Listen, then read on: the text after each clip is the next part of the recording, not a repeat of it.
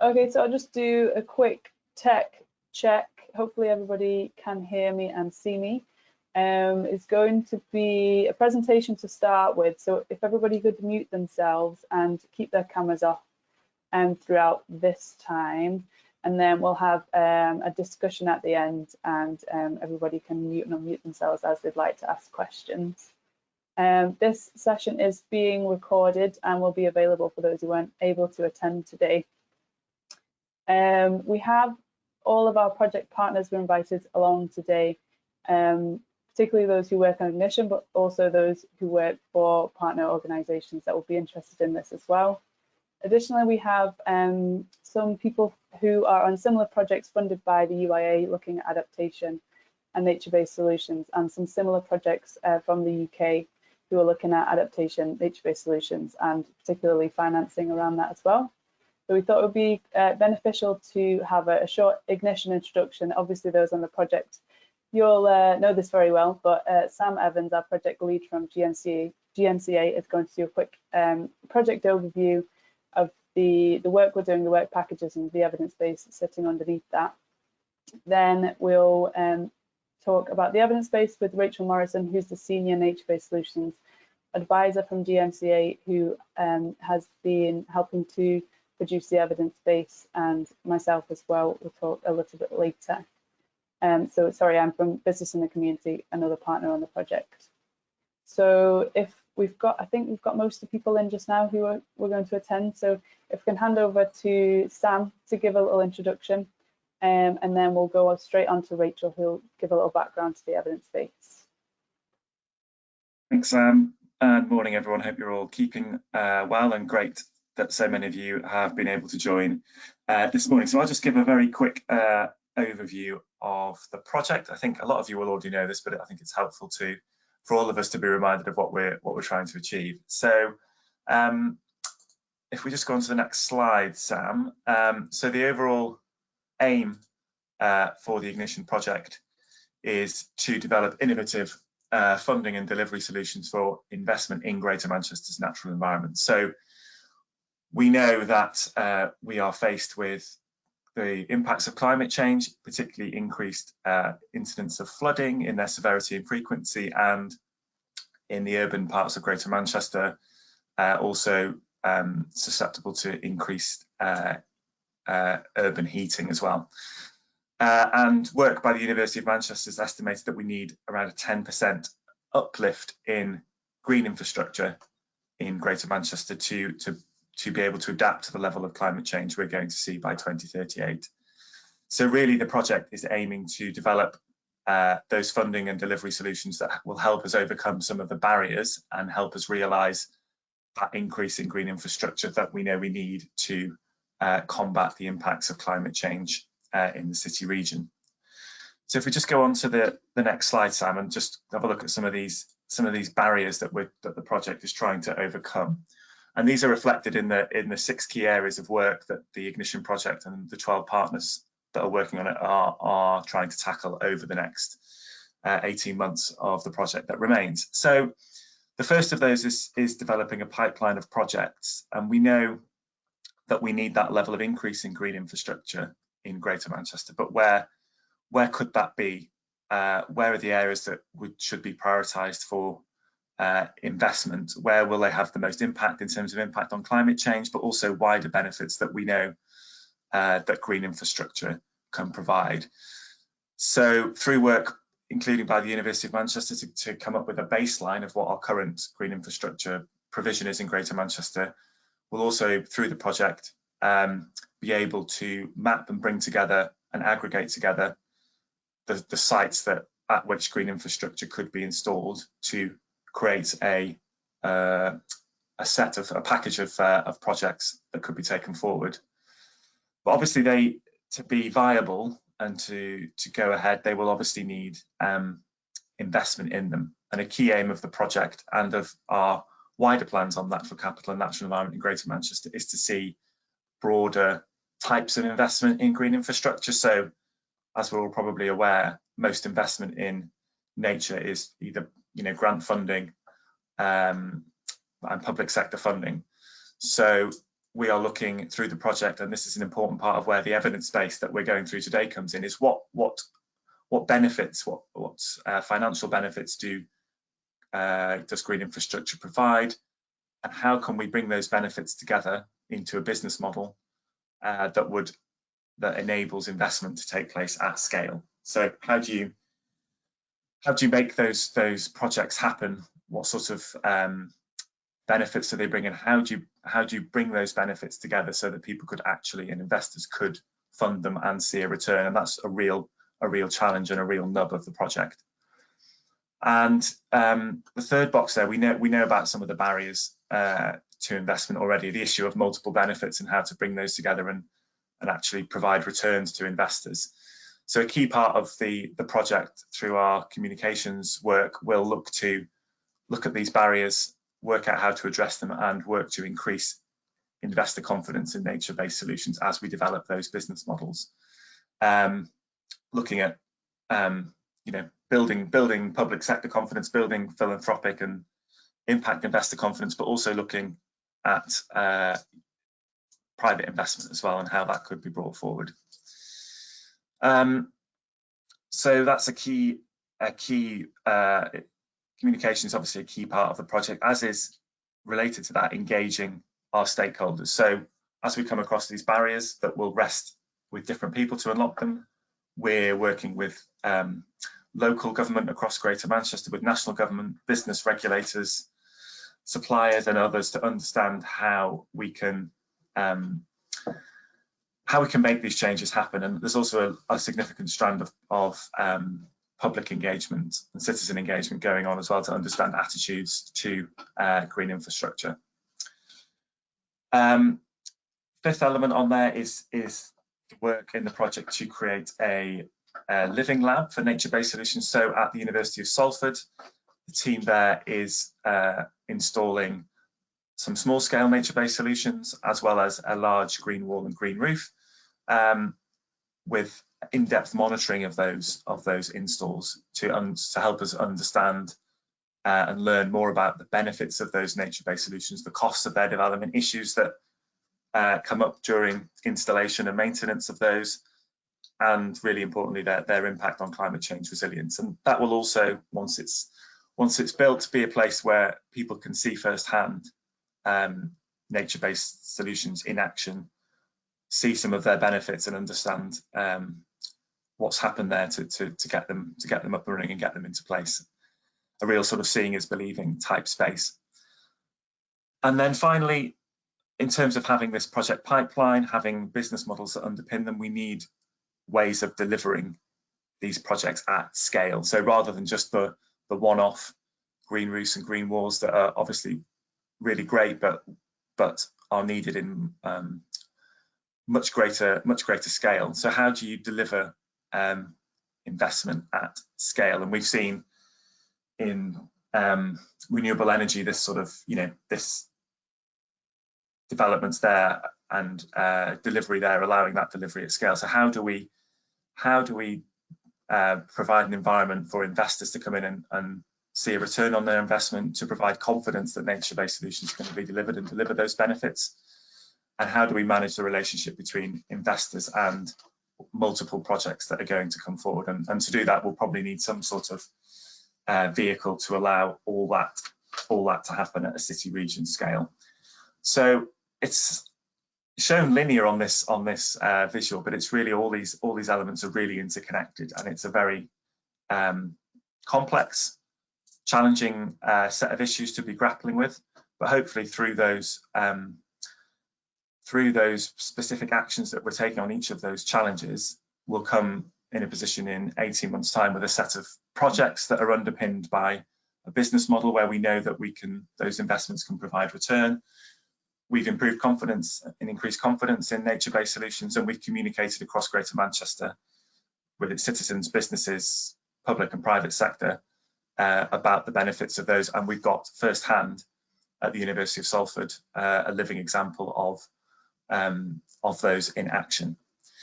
So that's a whistle-stop tour of the project, and we can pick up any questions on that as part of the wider discussion we'll have at the end, but I'll hand back over to Sam now.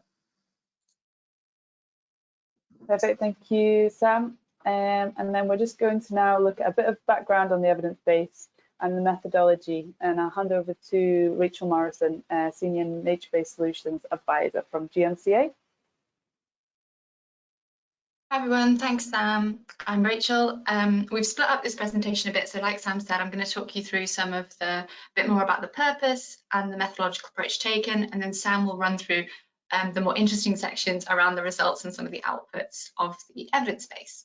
So as you've heard from Sam, the aim of the Ignition project is to develop innovative financing streams for nature-based solutions to uplift levels of green infrastructure in Greater Manchester by 10% by 2038.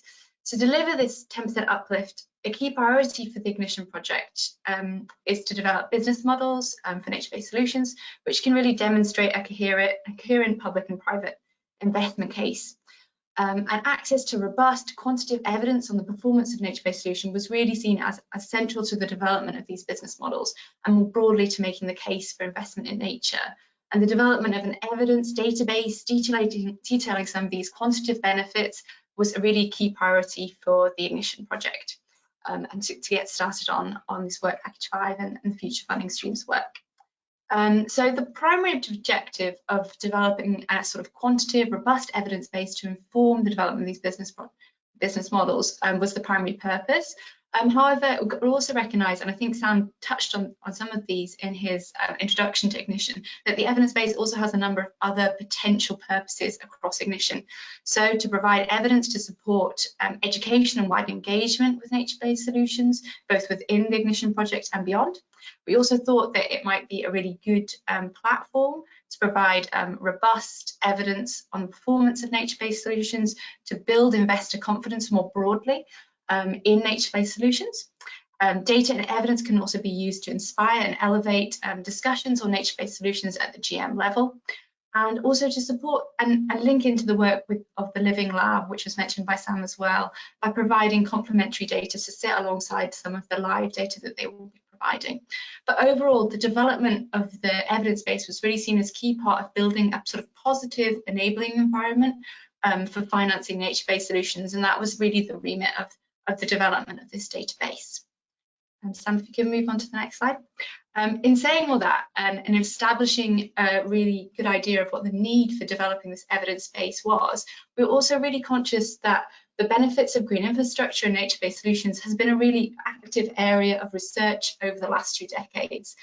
We're very well aware, and as you can see, I've tried to capture some of the many reports that we came across during this review on this slide here. There's a real wealth of evidence out there, literature reviews, guidance reports, toolkits from both grey literature and academic peer-reviewed studies, which already assess the benefits of nature-based solutions. One study we came across by someone called Raymond et al. In 2017 reported about 1,700 documents from science and practice which provide assessments of the benefits of nature-based solutions, and indeed I imagine this figure is actually quite a bit higher than that.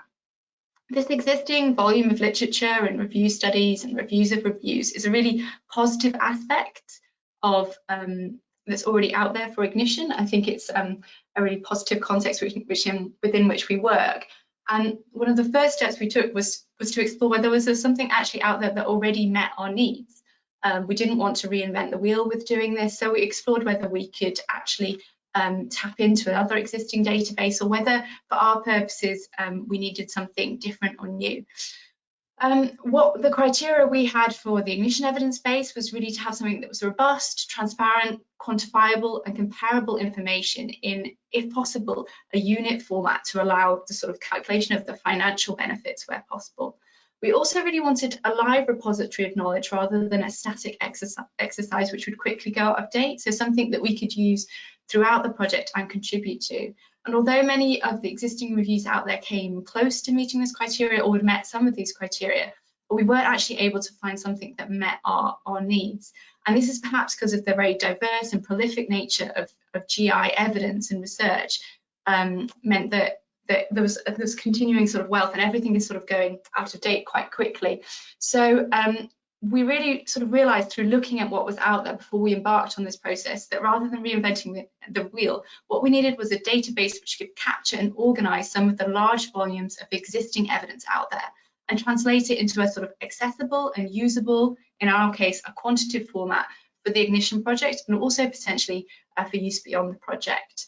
To really allow the Ignition project partners and team to extract the most useful information in an easy and accessible way from the wealth of research that's already out there. So that's a bit more background on why. Sam, if you wander on to the next slide.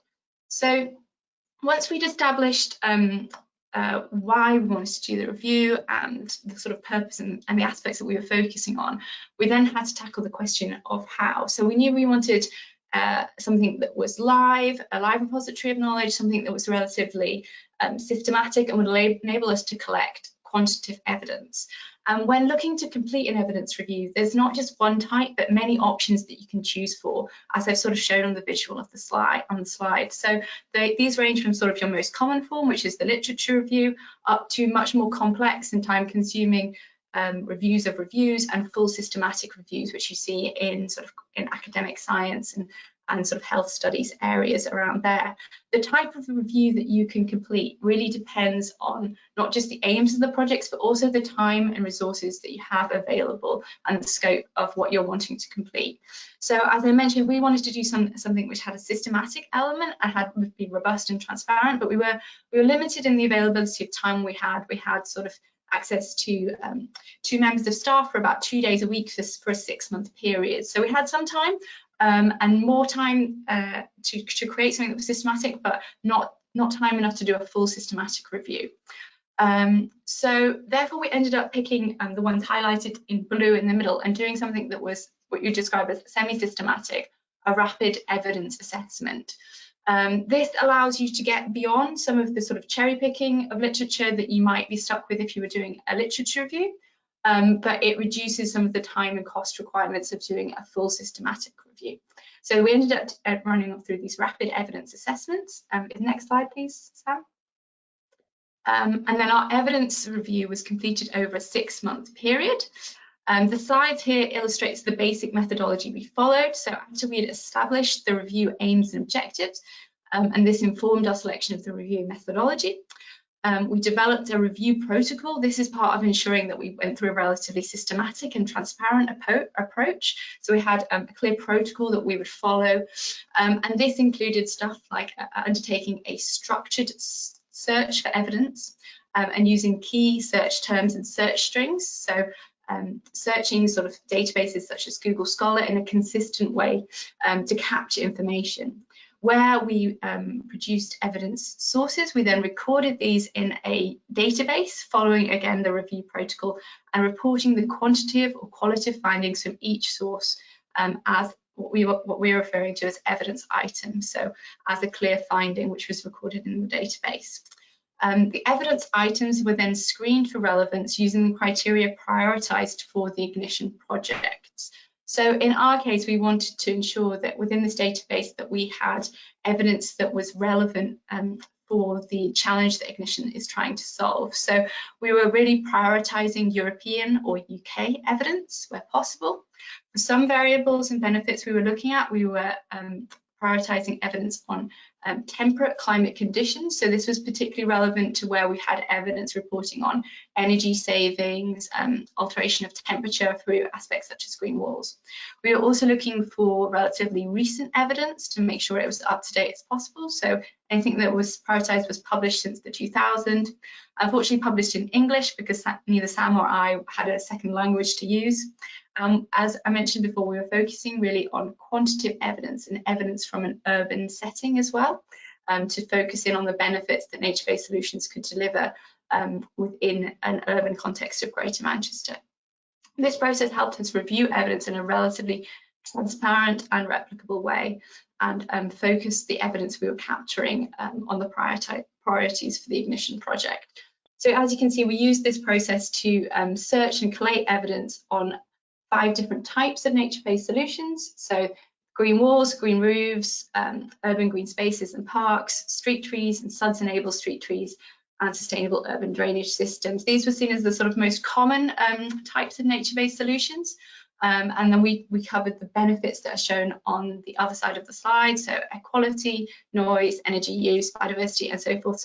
So often the most common spoke about benefits that we were focusing on there.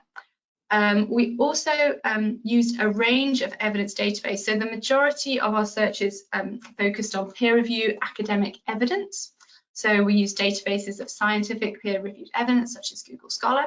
We also captured grey literature, so targeted searches of reviews and existing reviews that are already out there, some of which are showed on the first slide. And we also have space to also include unpublished evidence, so experts identified through the Ignition project partners and Ignition events, such as nature-based solution supplier events. So this was the process that we went through. And I've outlined sort of the screening criteria that we used to reduce down some of the evidence which was included in the database as well, to make it most relevant to the UK and Ignition context. Okay, Sam, I think we're passing on to the next slide. Yeah. Okay, so I'll take over from here just to describe what we have actually produced. So in summary, we have over 1,000 evidence items across the 5 urban nature-based solutions databases. And those evidence items are mapped to the 12 benefits you just saw on the right-hand side of the screen there. So for simplicity of trying to highlight what we've actually produced, instead of trying to put it into a presentation slide, I'm just going to show the actual databases themselves. So excuse me while I rather clumsily just go into the sheets. So they're just Excel spreadsheets for now, and this format might change when we make them available on a platform. So hopefully everybody can see these sheets. So a quick summary of what we have in here. So this is SUDS database. The first sheet is a classification. So obviously sustainable drainage systems have a huge amount of different techniques and systems underneath them. And this is with all the nature-based solutions as well. So the first sheet within the database is a classification of these and highlighting what we have included and what has not been included within the database currently. As Rachel said, we hope this is a live repository of information, and this will change, and perhaps we can gather more information on the different techniques that we have under these different databases. But for now, we're just acknowledging what we do and what we don't have and how they're categorized.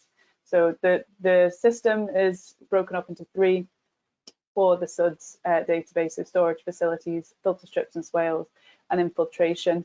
And similarly with things like green roofs, that's split up between extensive and intensive, different kinds of roofs. And where possible, the data has been recorded against that specific system or technique.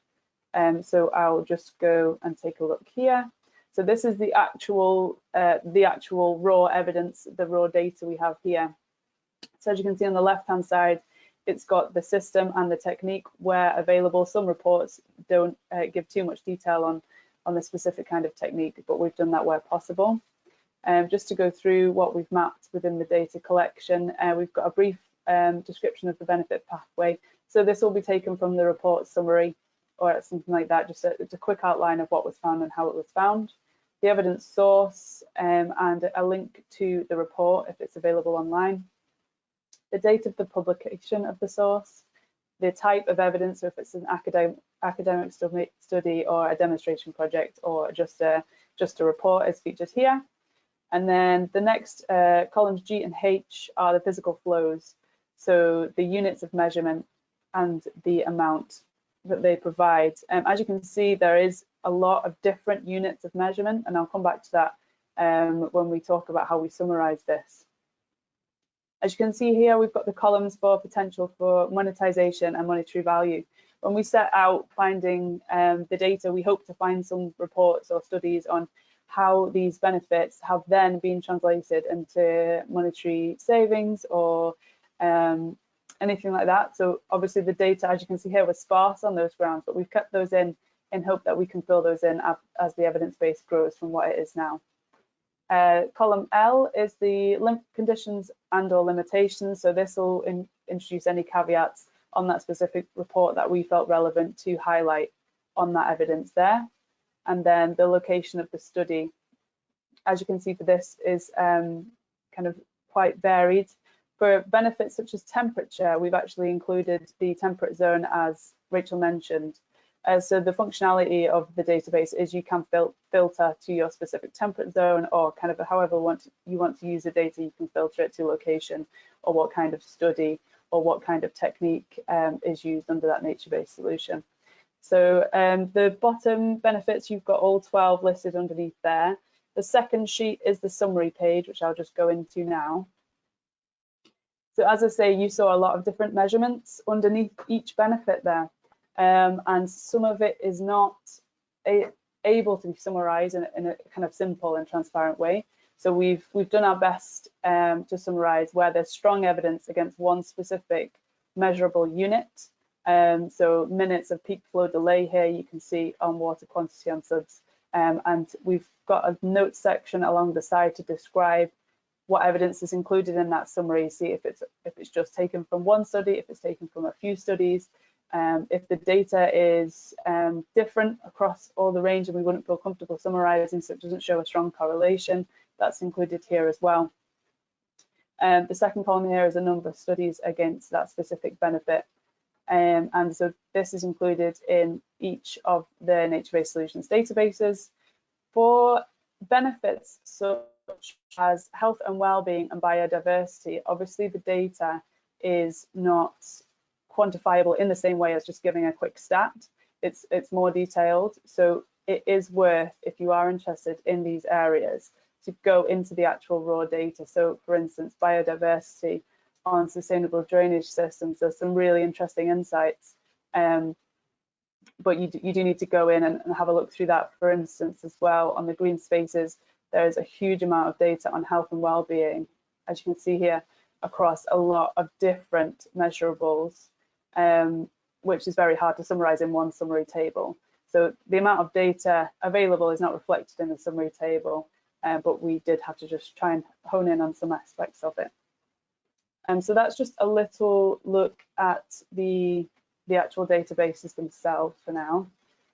So we'll go through and look at some analysis of what we have and some interesting insights into what we found. So these charts show the distribution of the evidence. It was not equal across all nature-based solutions. As you can see here, parks and green spaces take up 32% of the evidence items we found. This is because it's a far more established research area, a more traditional research area, and that was to be expected. SUDS, you can see, took up 13% of the evidence items. And this was also to be expected. It's a less traditional area of research, but this still means there's over 200 evidence items within the SUDS database. So there's still plenty of evidence to go around. And then the chart to the right shows the distribution of evidence against the different benefits.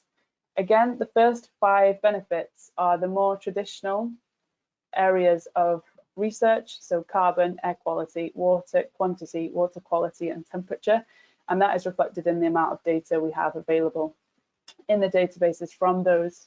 And to the right is the kind of less traditional areas of research that we've found. Most notably is the local economic growth. Obviously, that would create the easiest basis for our funding model. The data is lower there, but there is still data there and is still beneficial as well. Some more interesting insights from this chart is that there's a low amount of evidence on noise attenuation and nature-based solutions. Even though it's a very well-established nature-based solution that's used a lot on motorways and highways, the evidence, as you can see here, is notably lower than, say, carbon or temperature, which is an interesting insight. As you saw on the Parks and Green Spaces database, there's a huge amount of health and well-being evidence out there, and we've all seen it in many, many reports. And actually, this is the area that our citizen engagement strand of the Ignition project has found when engaging with citizens, that they cite health and well-being as the main benefit of nature-based solutions as well. So that's reflected in our citizen engagement package of the project. So although there is a huge amount of data, it's measured across a huge amount of health and well-being aspects. So ranging from blood pressure reduction to increased mood, to increased cognitive function, increased self-esteem, and then they are measured against a lot of different health indicators, so from mortality to attention span.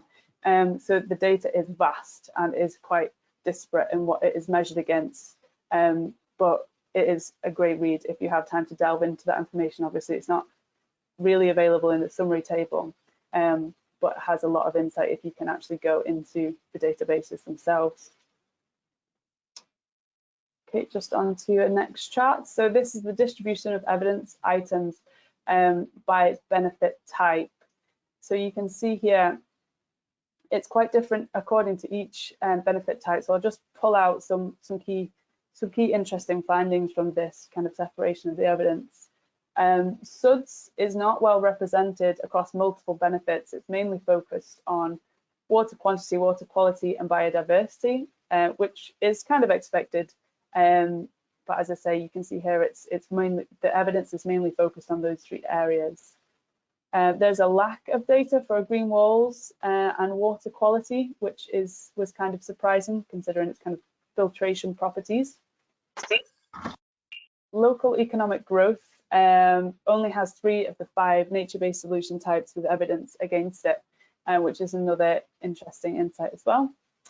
And finally, as you can see, carbon is extremely well represented from all 5 different nature-based solutions. So there is good evidence for carbon from all 5 databases.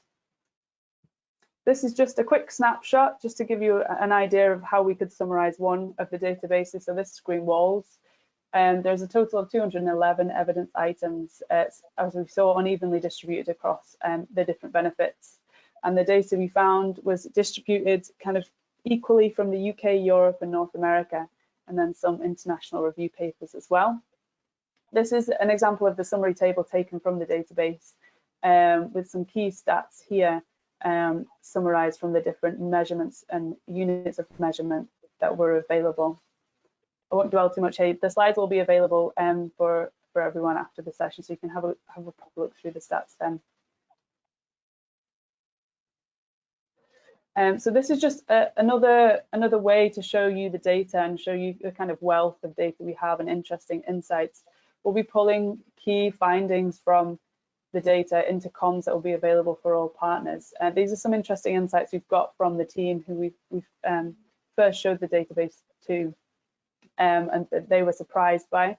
So some interesting insights here. So a 10 to 23% reduction in the amount of sick leave taken with views of green space, 18% reduction in staff turnover after there's a green infrastructure investment. There's a 10 to 50% increase in willingness to spend in central business districts with street trees. So these are kind of just an example of the interesting insights that can be pulled out of the databases that we have.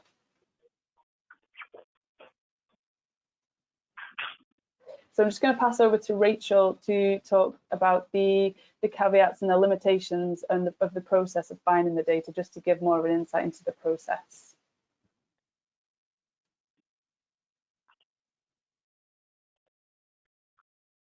Hi Sam, did we miss a slide? Could you flick back by one, or was that? Yeah, so I just wanted to talk a little bit about some of the challenges in collecting data so that we found, and I thought it'd be easy to discuss some of these maybe in the Q&A session at the end. So one thing I would say is that as much as we've tried to reconcile different terminology used, we found that was a really key challenge in building this evidence base, is that if you look across academic sources and even in the grey literature, different disciplines are using really different languages, different indicators, different ways of measuring and recording the performance of nature-based solutions, and that was a real challenge for us. And in some cases we've been able to reconcile to sort of common units of measurements, but it's not always been possible, and you'll see that if you look through the database. So that was one of the challenges that we had, which I'm sure other people are aware of. We've got gaps in the data, I think, as Sam has has really highlighted in looking across the distribution of the evidence items across the different benefit types. There are gaps, but it's a question of whether this is a gap or a perceived gap. And I think we should make that clear from the start that, you know, we've tried to use as many search terms as that we can think of, and we've recorded that in one of the reports around the evidence bases. But because of the differences in language used in different sort of academic spheres and reports, we may not have always captured those. And gaps can also occur because of different trends in research and practice. So are there some areas which just have yet to be of interest in the academic sphere, and are therefore there's a lack of available evidence items on that, but that doesn't necessarily mean that the strength of this evidence which is available isn't good.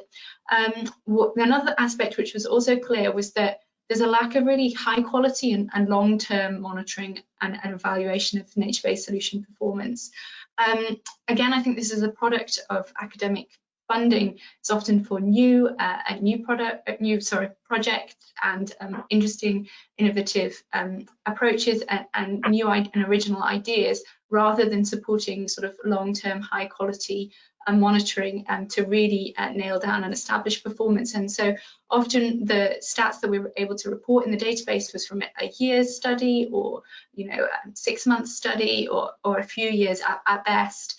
But we didn't really find long-term high quality monitoring. So that was just another challenge which could be seen around this evidence database. Okay, moving on to the next slide. So yeah, just to highlight some of the other caveats around using this database, we were limited obviously by the time and resources we had available, the quantity of information that we could sift. We weren't able to do a quality control assessment as part of this. It's something we would have loved to have done, but we wouldn't have the extra time to do that. But there is potential to review evidence sources in the future. We have used, where possible, peer-reviewed academic literature and research reports from established and sort of organisations with good reputations. Like I said, we've talked about the gaps and perceived gaps in the evidence. We also found that the grey literature was often focusing on the wider benefits of the nature-based solutions over ecological evidence. So I think that biodiversity is not well represented in this database so far.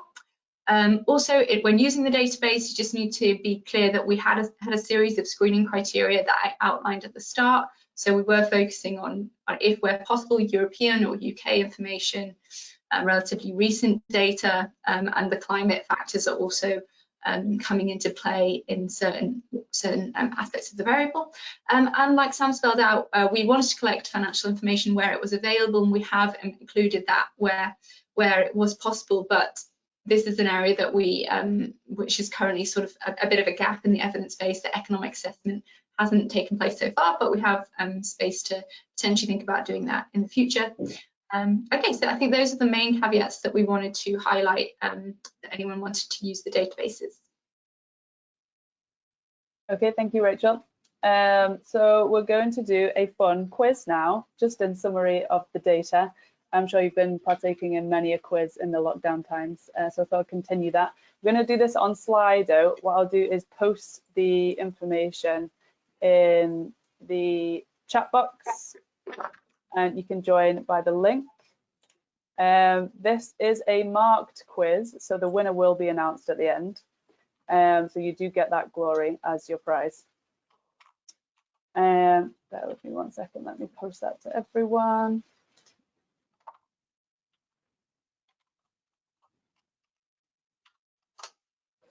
Okay, so I'll just switch over to that platform here, and hopefully you'll be able to see that. So we have a quiz question for each nature-based solution that we looked at, we found evidence for, and these are just some interesting insight questions and just to test your knowledge and your expectations around the different nature-based solutions and the evidence around there.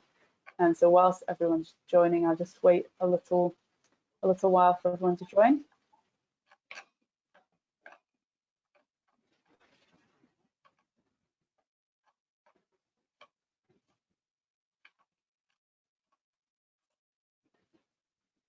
And hopefully you can see everyone's names coming up here on my presenter screen of the Slido.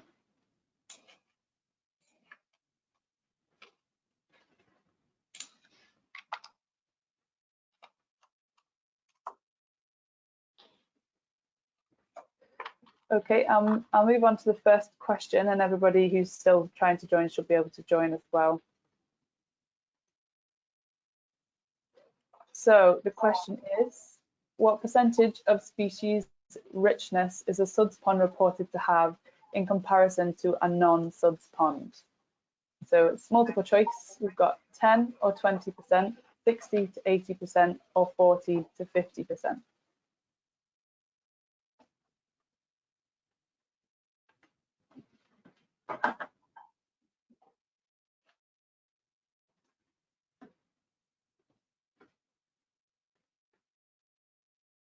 And I'll wait till we get a few more answers in and then lock the voting.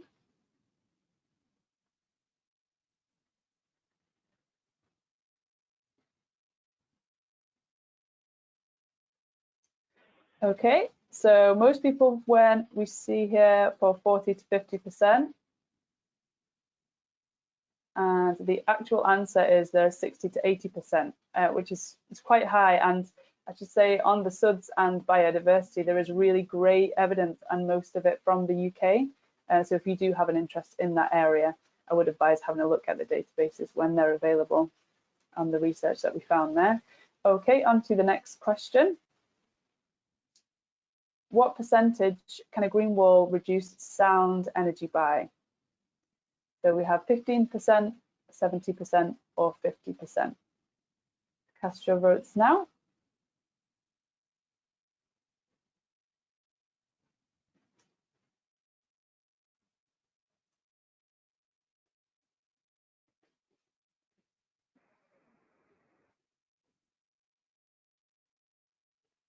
Okay, so we'll lock that. So most people have gone for 50% there, which is correct. Well done, everyone. Sound is also recorded within the database by reduction in actual decibels. So there's a few units of measurement, as I mentioned. Percentage is one, and actual decibel number is the other. On to the next question on green roofs. What percentage does a green roof improve insulation value compared to a conventional roof? So we've got 25%, 5%, or 40%.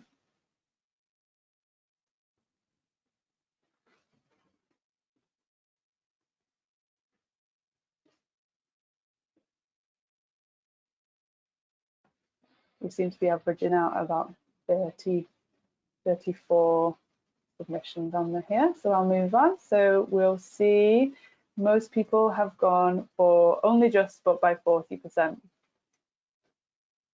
It's actually 25%, sorry to disappoint you all. So in addition to the roof insulation, which obviously has an effect on the energy use within the building, which is obvious funding stream area, there is also strong evidence in the databases around green roof and the improvement of the life of the roof through protection from the UV rays, as there's interesting evidence in there as well around the life cycle of a roof and a green roof, if you're interested in that area as well. We'll move on to the next question. So this is on from our street trees database. For every 1% increase in tree canopy in a neighbourhood, what percentage decrease do you think there could be in crime levels?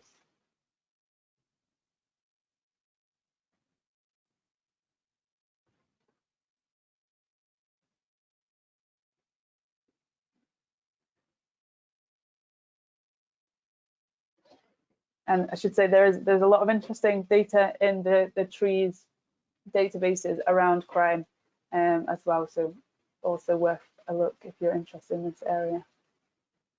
Okie doke, so I'll pop on, we'll see the answers. So most people went for 5.1%. Again, sorry to disappoint you all, it's 1.2%.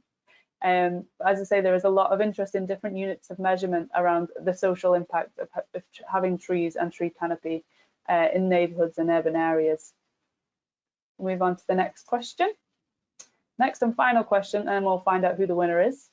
What percentage of park visitors also visits a local business before or after visiting the park? Is it 10%, 30%, or 50%?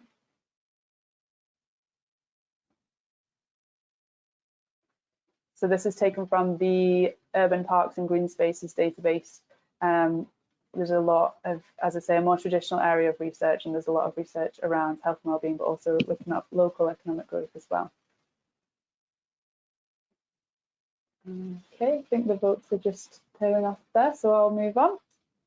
So most people went for 30%, and it is in fact 50%, which is obviously a great area for our future funding streams work, particularly around parks and green spaces. So now we should find out who is the winner. We've got BGE. Who's listed themselves as BGE, we can announce just the winner. Should be able to unmute yourselves. Oh, it's Bergen. Oh, excellent. Our UIA nature-based solutions expert, which if you didn't win, it's a good sign you did win. So we'll move back over to the presentation. Thank you all for taking part in that. We just tried to make the data a little bit more accessible, a little bit more interesting than just reading stats off a summary sheet. So this is a kind of part of the ongoing work we'll be doing to kind of bring the data to life throughout the process of the comms plan for the nature-based solutions evidence bases. So I'll just move on to where we were with the presentation. So this is just a little look now at how we could use the database and how this data could be used. Obviously, it's great for communications, but how could it be used throughout our project and beyond? So we could use the data to identify the amount of data available per benefit. So as we've already seen, we've seen some of these stats, but taking a look at green roofs, as I said, there's quite a significant amount of data on the energy use, particularly with reduction from the insulation value of a green roof. So this can be used to identify our future funding streams and inform them and provide a kind of basis, a quantifiable basis for the investment models. Another way that we can split up the data and use it is to focus on particularly on the benefit. So how is land and property value increased by different nature-based solutions? And here is just a kind of breakdown, a comparison of the data we found on each one of these. So the ranges are obviously quite large, up to 20% for living walls and urban green space. So it can be used in this way, again, to kind of inform our future funding streams and also to help build the enabling environment for investment in nature-based solutions. And to split the data in a different way, this is focused beyond ignition, is to help inform the selection of nature-based solutions and the correct evaluation of the benefits they'll provide and a comprehensive understanding of what they will and won't do when installed. And again, this will inform decision making, policy making as well. It will reduce time spent searching for evidence. As you've seen, the databases themselves, they're fairly easy to navigate and to filter through your requirements. So hopefully this should be a great resource for everyone interested in this area.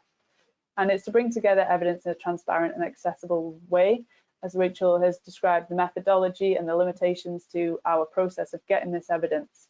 Hopefully this could be repeated, but also people can understand how we've got this data and why and where it could grow to and how it could be used by themselves as well. So these areas we're focusing on as how it could be used just now. Our initial priorities for the databases is to create a publicly available platform, so a central website or portal where the databases can be used and can continue to grow. So where new data can be inputted, as we said, we want this to remain a live document with the most relevant and up-to-date data available.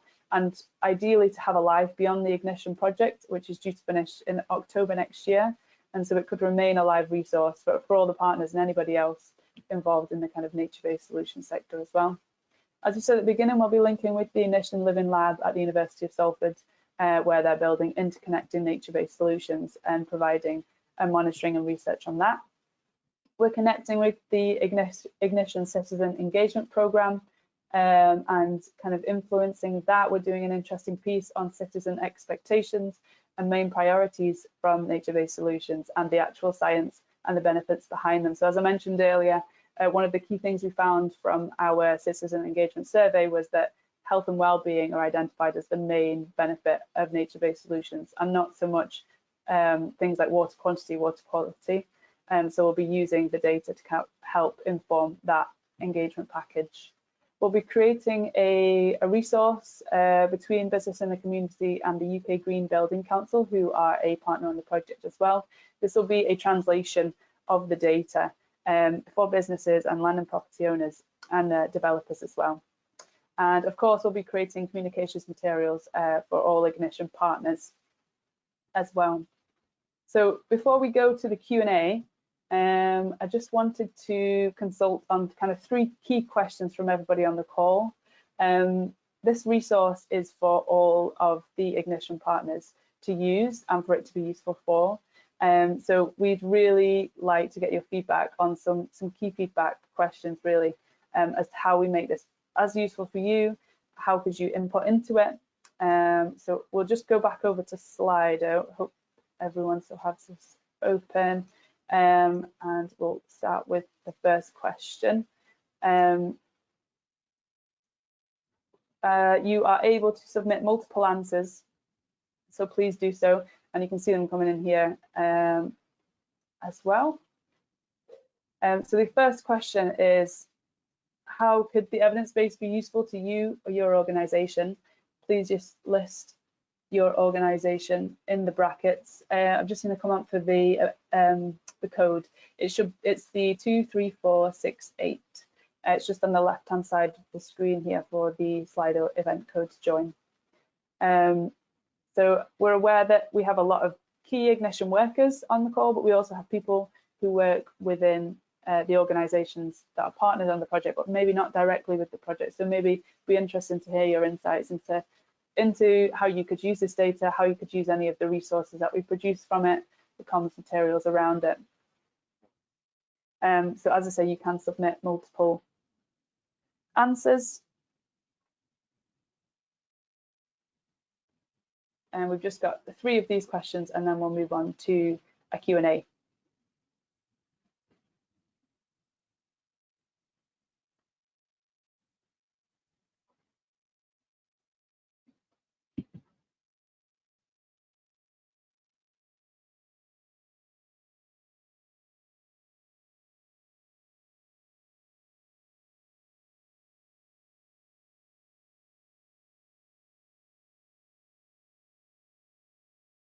I'll just leave this open for a few more seconds before moving on to the next question. Thank you for everyone who's popping their feedback in here.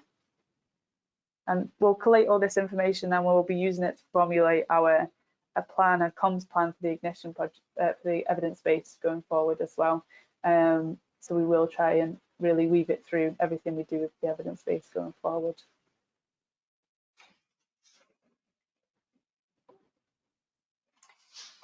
Got some great answers coming in here. I'll just move on to the next question. Unfortunately, with Slido, we can only have 1 live question, but hopefully we'll let you submit anything you've already typed for this question whilst I move on. So the next question would be, what stakeholders would benefit most from using the evidence base, in your opinion?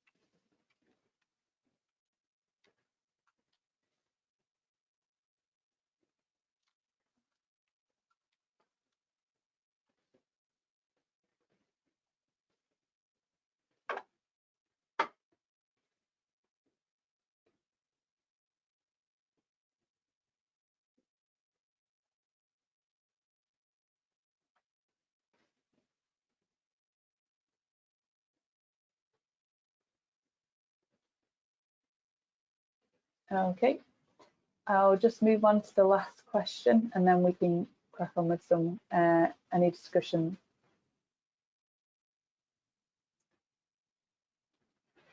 So do you know of or have access to additional data that we could include in the evidence base? We are taking stock of this at the moment. We've been sent through a lot since we've completed the evidence base, and we'll establish a process of continually adding to it and letting it grow on the platform when we get that up, so it will be publicly available as well.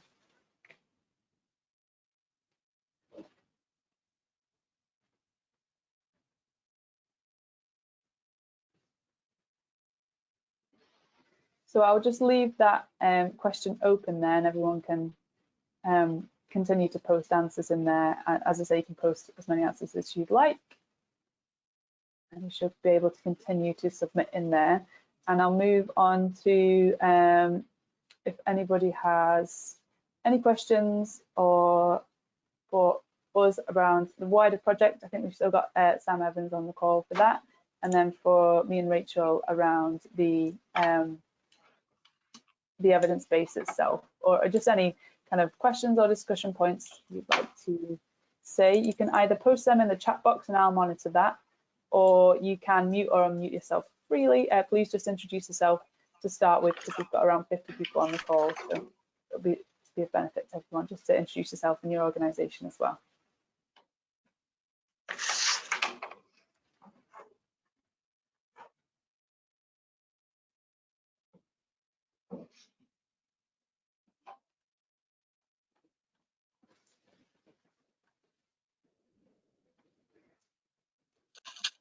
Hello, can you hear me? It's Richard Scott. It's Richard Scott from the National Wildfire Centre and UK Urban Ecology Forum. I've been really interested in terms of, you know, raising aspirations for green infrastructure, and I just wonder in terms of with a group from the UK Urban Ecology Forum, for example, we attended the UN Habitat Urban Forum in early February, which is an event that probably won't happen again, but in the same way because of what's happened. But there were 13,000 sort of sustainable development experts from around the world, and the most interesting sessions were about circular economies and linking those to both climate action and, you know, things like biodiversity, which we were pressing for as a group. And it was interesting that the leads, and there were very few kind of British representatives there, but the world leads for, you know, sort of new international standards were usually either French or Scandinavian, and they, you know, applying these with the United Nations guidelines. But I found it fascinating, for example, in terms of urban substrates and sustainability and biodiversity, there was a real conversation about how to link that to, you know, sustainable local economies and the demolition waste and those kinds of things. And I did find that very exciting, you know, in terms of climate change, natural solutions, because it was people who were interested in architecture and building design. So it touches on, you know, the green roofs and things, but I just wonder if you've got any comments on circular economy thinking within city regions. Sorry, it's a bit of a long question. Hi Sam, it's Amanda from Business in the Community. Just wanted to respond on that because it's a really interesting point and something that we're working on. So with Business in the Community, where Sam works with me, we have 3 key areas of engaging businesses around the environment. So we have climate resilience and water, which this work fits under, circular economy and carbon. And at the moment, we're really looking at how we create resources for businesses that kind of bring those 2 aspects together. So bringing the circular approach and combining it with the work that we've been doing around nature-based solutions. So hopefully that is something that we'll be able to progress. And I think the work that we're going to be doing with UK GBC to create this as a resource for a sort of business-focused audience and planners and developers and that industry will also really hopefully help inform. And it's really good to know that that's an area that has been of real interest, because it is something that I think we should we should hopefully have some additional resources on soon. There's kind of the two scales within the project of one, this we're looking at retrofit, and obviously it's been driven by that, but the evidence base has a huge amount of value for new developments, redevelopments and everything else as well. So I think it'll be really useful, and that was a really interesting insight.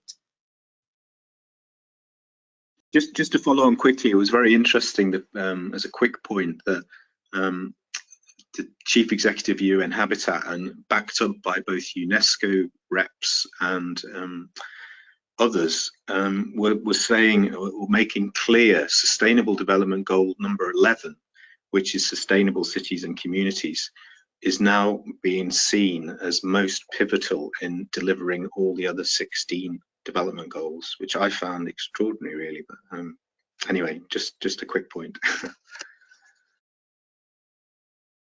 That's great, thank you, Richard. Yeah, and that's hopefully something we can address in focusing on the user and the use of the data as well. We've been thinking around the potential of for biodiversity net gain policy or contributions to net zero goals as well. We have got some questions in the chat box. Oh, has someone got a question? Yeah, I have a question. Hi, my name's Anna Oxenham. I'm from Southend-on-Sea Borough Council, and we are the lead partner in a project called Nature Smart Cities, which is working in the EU Intricacies region to develop a business model to support local authorities to invest in green infrastructure. I have a couple of questions around your evidence base. One, it's really great to see. It's lovely to have this database. I just wondered what your plans are for, you said you wanted to be a living database, what your plans are for keeping it going. From my experience with databases, if there's not a kind of a really clear structure for their maintenance over time, they tend to become outdated and forgotten, and it would be a real shame if that was to happen.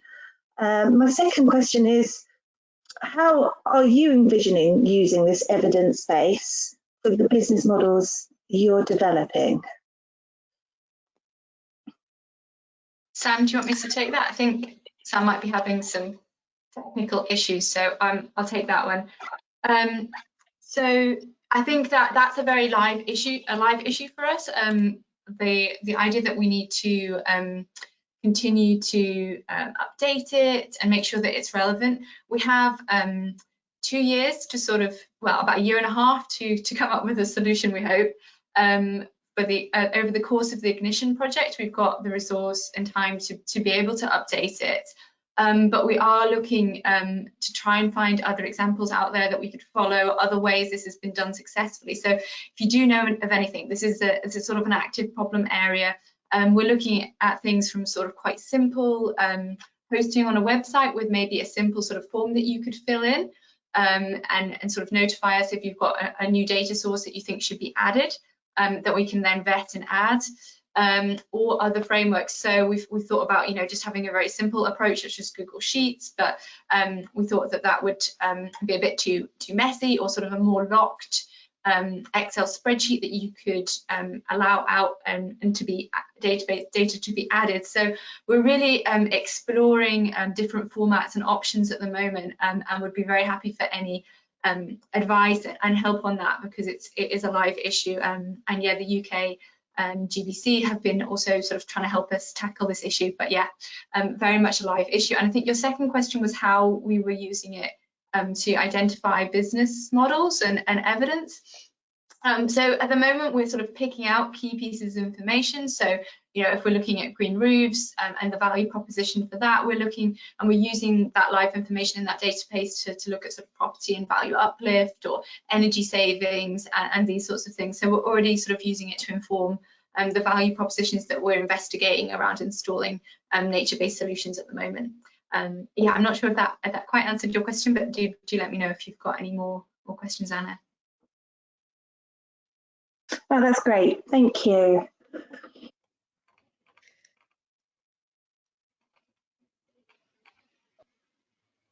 Sorry, Rachel, my laptop briefly died, but I'm not able to see the questions in the chat box. If you could run through them just because I've joined. So another one that we had was how are you planning to engage with local authorities on the evidence base from a planning point of view, but also from the delivery of GI project. I think that came from Krista. Sam, could you respond to that one? And I'll just have a look through for any more questions. Yeah, no problem. So it's an identified stakeholder in our planning going forward, and our comms plans specifically as well. As part of the Ignition project, we are holding the the Critical Friends Roundtables, where we're taking different parts of the project to Critical Friends to discuss. We'll also be taking the evidence base to the roundtable that's going to focus on local authorities.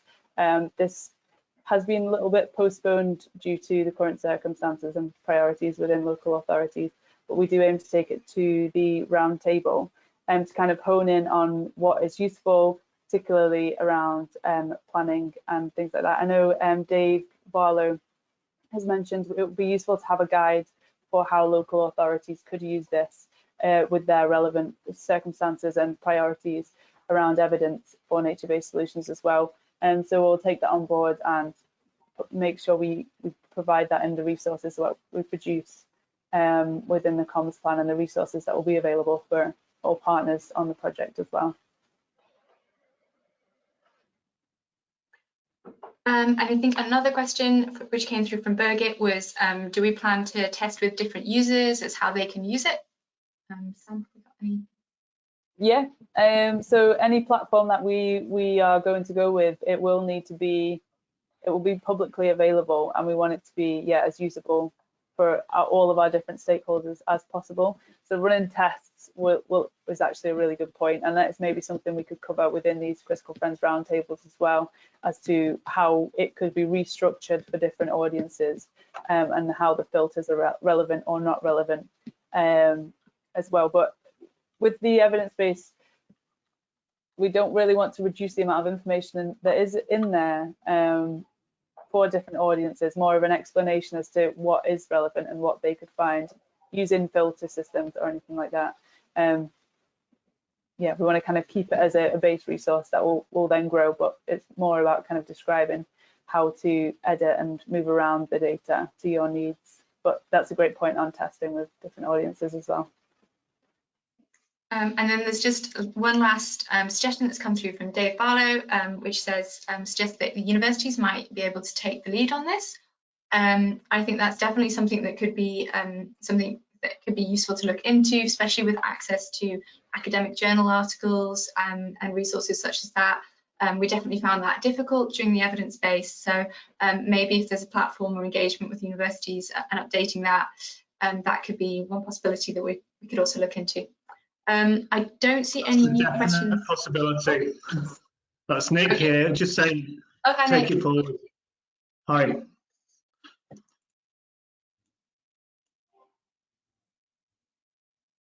Sorry, Nick, did you have anything else to add, or was that just agreeing? Yeah, just nodding my head virtually. Okay, sorry, I wasn't sure if I just missed some of your answer there. Well, I have a question. I'm Jan Kool from University of Antwerp in Belgium. I'm from the same project that Anna before mentioned, the Nature Smart Cities project. I was wondering what you consider as the business model. Is that evidence base? Is that what you consider the business model, or which steps are you taking towards the business model? No, we're developing the business model separately outside of the evidence bases. So we've got specific research programs which are looking at developing or exploring the development of business models for different nature-based solutions and value propositions. For example, around the installation of green roofs and green walls. We're looking at whether there is value around that from energy savings, as an insulating or cooling potential, and the value property uplift, the rise in productivity if you're looking at sort of the installation in central business districts. So that's in that case we would sort of mine the evidence base for information, and it would inform that research and development, but it's not being conducted as the same thing. They're slightly separate agendas, and similarly, we're sort of developing a bit of a cost-benefit analysis tool with a colleague at the Environment Agency for Greenroofs and Greenwalls, very similar to one that was done for Rotterdam on one of the life projects around green roofs, and that's just sort of using the information that we found in the evidence base, but it's a separate sort of cost-benefit analysis tool to understand the value proposition, which would then go into building a more sort of high-level business or investment case. Is that clear for you, Jan? Well, yeah, but maybe we can discuss later to get more details or so. But yeah, it's interesting. Yeah, happy to talk further about that. Okay, great. We've got a question about when the platform will be available. That should hopefully be very soon. It's our kind of first key priority on the list. We're just kind of working through a model of how it could be updated and monitored as well, and it's live post-ignition. We kind of need to factor all these in before we place it online. But then you've also asked, you can definitely use the information of the project partner, and but there's a question around whether it can be used more widely too. And my first thoughts would be yes, you just wouldn't be able to cite the kind of the website, the publicly available website just yet. I don't know what your thoughts are on that, Rachel. Yeah, I think I would agree with what you were saying there. Yeah. Excellent. And then we've just got some, just some thanks. I don't think we've got any more questions, so we could wrap up now. You should have our email addresses from the event invite, so please do feel free to email through any more feedback. Unless there's any last minute questions just now, if anyone would like to ask them. Hi, Alistair at UKGBC here. Hi. Just a quick one around all those good thoughts that are in the go to meeting slide bar. Are you able to capture all of those so that we can discuss them later? Definitely. I'll be collating, you can download the actual chat box, so I'll be collating all that as well as the feedback that we've done through Slido as well. And then we can have a wider discussion as the project team as well, and about how we kind of satisfy all these different stakeholders and priorities that have been highlighted for sure. Right. I think we've got a meeting. It's next Monday. So I suppose if anyone has any thoughts on how best to communicate this to industry and others, then if they send you those, I presume it's yourself, send you those thoughts before Monday, then that would be really helpful for us as a little project team. Definitely, yeah, absolutely. It's Matt Ellis here from the Environment Agency. It was kind of responding to just very quickly final, well, from me, thought. Christopher talked about sharing this in terms of wider kind of EU and international sharing, and we do have a strand throughout the project, but particularly once it's finished, around kind of capitalization. And obviously things are very different now, but over the next sort of 3 to 6 months, we might just want to think about how we do something like this, or get this onto a number of other agendas, so that we can just make this really, I'm really impressed, and just kind of get it cited, so that it's we hit that kind of UAA ask, but also start getting this shared, and also getting other engagement in this, particularly as it's going to be a kind of a publicly accessible tool front end, not in the not too distant future. So it's just worth building that in, because obviously things are now different to maybe the events we would have gone to, and all of those other things. Absolutely, yeah. And we've recorded this session, so we can kind of use this as a template for anything else we do going forward. But yeah, we do need to factor in how we can take it along to the relevant meetings and events and things going forward. So yeah, we'll definitely bear that in mind as well. Excellent. So I think I've not got any more questions, we could come to a close. Rachel, do you think? I think that's fine with me. So thank you to everyone, I think, for attending. Thanks, Sam, for all your hard work in putting this webinar together. It was really great and really clear and really, really useful. And yeah, okay, I think sign off to Sam. Do you want to do the final sign off and collect the information?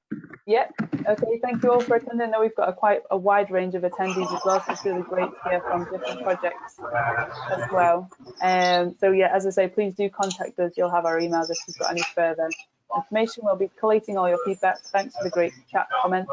Thanks for Sam for our introduction to the project as well. Hopefully it was useful, and as I say, it'll be available as a webinar to watch at a later date, so we've recorded it. So thank you all. Have a nice rest of your day, and you've gained 13 minutes. So enjoy. Thank you. Fantastic. Bye. Excellent. Thank you.